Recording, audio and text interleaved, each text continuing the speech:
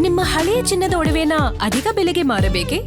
ಆಟಿಕಾಗೆ ಕಾಲ್ ಮಾಡಿ 8880 Attica gold company. ಇಂದು ಕನ್ನಡ ಸೇನೆ ರೈತ ಸಂಘಟನೆ ವತಿಯಿಂದ ಕಳ್ಳಪುರಿ ತಿನ್ನುವುದರ ಮೂಲಕ ವಿನೂತನ ಹೋರಾಟವನ್ನ ಮಾಡ್ತಾ ಇದ್ದೇವೆ. ರಾಜ್ಯದ ಮುಖ್ಯಮಂತ್ರಿಗಳು ಇಲ್ಲಿವರೆಗೆ ತಮಿಳುನಾಡಿಗೆ ನೀರು ಬಿಟ್ಟಿಲ್ಲ ಅನ್ನೋ ಒಂದು ವಾದನೆ ಮಾಡ್ಕೊಂಡು ಬಂದಿದ್ದಾರೆ.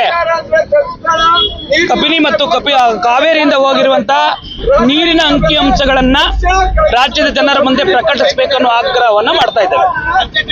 ವರುಣನ ಕೃಪೆಯಿಂದ ಅಷ್ಟೋ ಇಷ್ಟು ನೀರು ಬರುವ ಸಂದರ್ಭದಲ್ಲಿ ರೈತರ ಸ್ಥಿತಿ ಯಾವ ರೀತಿ ಇದೆ ಅಂತ ಹೇಳಿದ್ರೆ, ಪುರಿ ತಿಂದು ಹೊಟ್ಟೆ ಹಸುವನ್ನ ಜೀರ್ಣಿಸ್ಕೊಳ್ಳೋ ಸ್ಥಿತಿ ಬಂದಿದ್ದೇವೆ.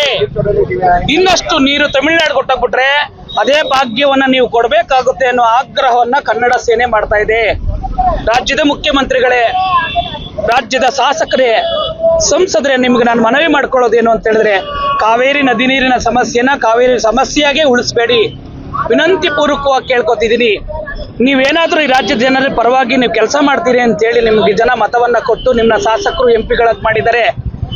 ಇಲ್ಲಿಯವರೆಗೆ ನಿಮ್ಮ ಇಚ್ಛಾಶಕ್ತಿ ಇಲ್ಲದೆ ಇವತ್ತು ಈ ರಾಜ್ಯದ ಜನ ರಸ್ತೆಯಲ್ಲಿ ನಿಲ್ಲುವಂತ ಪರಿಸ್ಥಿತಿಗೆ ಬಂದಿದ್ದೇವೆ. ಕುಮಾರಸ್ವಾಮಿ ಅವರೇ, ನಾನು ನೇರವಾಗಿ ನಿಮ್ಗೊಂದು ಪ್ರಶ್ನೆ ಕೇಳ್ತೇನೆ.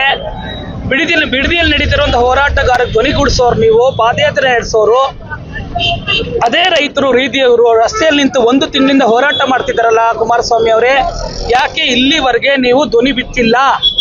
ಕಾವೇರಿ ನದಿ ನೀರಿನ ವಿಷಯದ ಬಗ್ಗೆ ರೈತರ ಪರವಾಗಿ ಮಾತನಾಡಬೇಕಾಗಿರುವ ಒಬ್ಬ ಸಂಸದರು, ಕೇಂದ್ರದ ಸಚಿವರು ಧ್ವನಿ ಬಿಚ್ಚದ ಇಲ್ಲದೇ ಇರುವಂತ ಸನ್ನಿವೇಶ ಯಾಕೆ ಬಂದಿದೆ? ಹಂಗಾದ್ರೆ ನಮ್ಮ ರೈತರು ನಿಮ್ಮ ಕಣ್ಣು ಕಾಣಿಸ್ತಿಲ್ವಾ? ಮತ ಕೊಟ್ಟಂತರ ಋಣವನ್ನ ತೀರಿಸಬೇಕಾಗಿರೋ ನಿಮ್ಮ ಜವಾಬ್ದಾರಿ ಅಲ್ವಾ? ಇನ್ನು 8 ತಿಂಗಳು ಬೇಕು ಮೇಕೆದಾಟು ಯೋಜನೆ ಮಾಡಬೇಕು ಅಂತ ಹೇಳ್ತಾರೆ. 8 ತಿಂಗಳು ಜೀವನ ಯಾಕೆ ಮಾಡಬೇಕು? ನೀರಿನ ಅಂಕಿಅಂಶಗಳ ಆಧಾರದ ಮೇಲೆ ನೀವು ನಮಗೆ ಆಧಾರ ರಹಿತವಾಗಿ ರೈತರ ಪರವಾಗಿ ಕೆಲಸ ಮಾಡಬೇಕಾಗಿರುವ ತಾವು ಜವಾಬ್ದಾರಿಯಿಂದ ನುಂಚ್ಕೊಳ್ಳುವ ಕೆಲಸವನ್ನ ತಾವು ಮಾಡ್ತೀರಿ ಅನ್ನೋದು ನೇರ ಪ್ರಶ್ನೆಯನ್ನ ನಾನು ಕುಮಾರಸ್ವಾಮಿ ಅವ್ರಿಗೆ ಮಾಡ್ತಾ ಇದ್ದೇನೆ. ಯಾವುದೇ ಕಾರಣಕ್ಕೂ ಈ ನಡೆಯನ್ನ ಕನ್ನಡ ಸೇನೆ ರೈತ ಸಂಘ ಸಂಘಟನೆಯ ಪ್ರಮುಖ ಹೋರಾಟಗಾರರು ವಿರೋಧ ಮಾಡ್ತೇವೆ.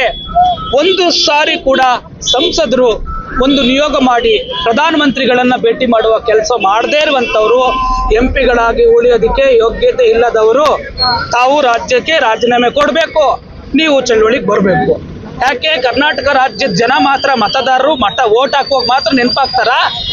ಒಂದು ಸಮಸ್ಯೆ ಜೀವಂತವಾಗಿ ಉಳಿಸ್ಕೊಂಡು ಎಲ್ಲಿವರೆಗೆ ಹೋಗ್ತೀರಿ? ಬಿಜೆಪಿ ಬಂದಾಗ ಕಾಂಗ್ರೆಸ್ ಕೇಳ್ತಾರೆ, ಕಾಂಗ್ರೆಸ್ ಬಂದಾಗ ಜೆಡಿಎಸ್ ಕೇಳ್ತಾರೆ, ಜೆಡಿಎಸ್ ಬಂದಾಗ ಬಿಜೆಪಿ ಕೇಳ್ತಾರೆ.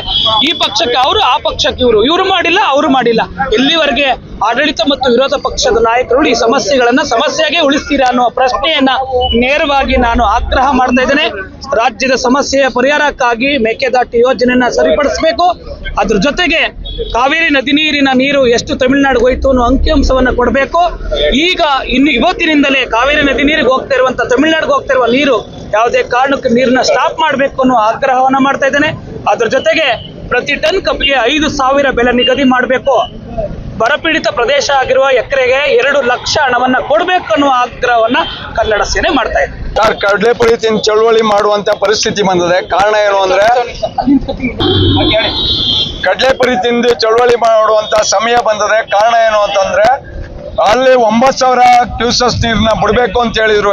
15,000 ಕ್ಯೂಸೆಸ್ ನೀರ್ನ ಬಿಟ್ಟು ಹೆಂಗ ಅಲ್ಪ ಸ್ವಲ್ಪ ಮಳೆ ಆಯ್ತಾ ಇದೆ, ನೀರು ಬರ್ತಾ ಇದೆ, ಆದ್ರೂ ಕಾವೇರಿನ ಬರದು ಮಾಡೋಕೆ ಹೋರಾಟ ಕೊಡ್ತಾವ್ರೆ. ಆಮೇಲೆ ಒಣಗಿ ನಿಂತಿರುವಂತ ಕಬ್ಬಿಗೆ ಬೆಲೆನೇ ಕೊಡ್ತಾ ಇಲ್ಲ. ಇವತ್ತು ಬೆಲ್ಲದ ರೇಟು 7,000 ಚಿಲ್ಲರೆ ಆಗದೆ, ಸಕ್ಕರೆ ರೇಟು 72, 75 ಗಂಟು ಹೋಗದೆ. ಸರ್ಕಾರ ಇದ್ರ ಬಗ್ಗೆ ಗಮನನೇ ಕೊಡ್ತಾ ಇಲ್ಲ. ಏನು ಬಾಗಲಕೋಟೆ, ಬೆಳಗಾಂ ಜಿಲ್ಲೆಯಲ್ಲಿ ಒಡಗುಲಿ ಕಡಗುಲಿ ಎರಡೂ ಅವ್ರದೇ. ನಮ್ಗೆ ಪೂರ್ತಿ ನಿವ್ವಳ ದುಡ್ಡು ಕೊಡ್ತಾರೆ.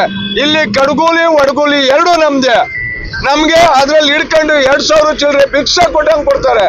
ಇದ್ರ ಬಗ್ಗೆ ಸರ್ಕಾರ ಗಮನನೇ ಕೊಡ್ತಾ ಇಲ್ಲ. ಆಮೇಲೆ ಏನು, ಕಾವೇರಿ ವಿಚಾರವಾಗಿ ಸಂಸದರು ಒಂದು ದಿನ ಕೂಡ ಹೋರಾಟಕ್ಕೆ ನಮ್ ಜೊತೆಲೆ ಬರಲೇ ಇಲ್ಲ ಇಲ್ಲಿ ತನಕ. ಅವ್ರಿಗೆ ನಮ್ಮ ಬಗ್ಗೆ ನಾವು ಮತ ಕೊಟ್ಟಿವಿ ಅನ್ನೋದು ಅವ್ರಿಗೆ ಅರಿವಿದೆಯೋ ಇಲ್ವೋ ಗೊತ್ತಾಗ್ತಾ ಇಲ್ಲ. ಆಮೇಲೆ ಏನು, 6ನೇ ಹಂತದ ಯೋಜನೆ ಯಾವುದೇ ಕಾರಣಕ್ಕೂ ಕೊಡುದು ಮಾಡಿದ್ರೆ ನಮ್ಮ ಮಂಡ್ಯ ಜಿಲ್ಲೆ ಜನತೆಗೆ ಇದೊಂದು ಮರಣ ಶಾಸನ. ಯಾಕೆ ಅಂತಂದ್ರೆ, ನಮ್ಮ ಮಂಡ್ಯ ಜಿಲ್ಲೆ ನಂಬ್ಕೊಂಡಿರೋದೇ ಕಾವೇರಿ ತಾಯಿ. ಕಾವೇರಿನ ಯಾವುದೇ ಕಾರಣಕ್ಕೂ ಆಮೇಲೆ ಏನು ಕಾವೇರಿ ಗರ್ಭದಿಂದ ಅಣೆಕಟ್ಟೆ ಗರ್ಭದಿಂದಲೇ ನೀರು ತಗೋ ವ್ಯವಸ್ಥೆ ಮಾಡಿದೆ. ಕೋರ್ಟೇ ಕೂಡ ಆದೇಶ ಮಾಡಿದೆ, ಯಾವುದೇ ಕಾರಣಕ್ಕೂ ಅಲ್ಲಿ ಒಳಗಡೆಯಿಂದ ನೀರು ತಗೋಗುವ ವ್ಯವಸ್ಥೆ ಇಲ್ಲ ಅಂತ. ಆದ್ರೂ ಈ ಸರ್ಕಾರ ನಾವು ಮಾಡೇ ತೀರ್ತೀವಿ ಅಂತ ಹಠ ಕಟ್ಟಿ ಇದ್ ಮಾಡ್ತಾರೆ. ನಾವು ಯಾವುದೇ ಕಾರಣಕ್ಕೂ ನೀವ್ ಹೆಂಗ್ ಮಾಡ್ತೀವಿ ಅಂದಿದ್ರು, ನಾವು ಹಂಗೆ ಯಾವುದೇ ಕಾರಣಕ್ಕೂ ಅವಕಾಶ ಕೊಡುವುದೇ ಇಲ್ಲ. 1 ಎಕರೆಗೆ ಈಗ ಬರ ಪರಿಸ್ಥಿತಿ 50,000 ಕೊಡ್ಬೇಕು. ರೈತರು ಅಧೋಗತಿ ಹೋಗ್ತಾವ್ರೆ. ದಯಮಾಡಿ 1 ಎಕರೆಗೆ 50,000 ಕೊಡುವ ನಿಟ್ಟಿನಲ್ಲಿ ಸರ್ಕಾರ ಯೋಚನೆ ಮಾಡಬೇಕು. ಕಾವೇರಿ ನೀರ ಯಾವುದೇ ಕಾರಣಕ್ಕೂ ಕೊಡಬಾರ್ದು. ಕಬ್ಬಿಗೆ ಉತ್ತಮ ಕಡಿಮೆ ಅಂದ್ರು 5,000 ಟನ್ ಕೊಡಬೇಕು. ಆಮೇಲೆ 6ನೇ ಹಂತದ ಯೋಜನೆ ಮಾಡು ಕೂಡಲೇ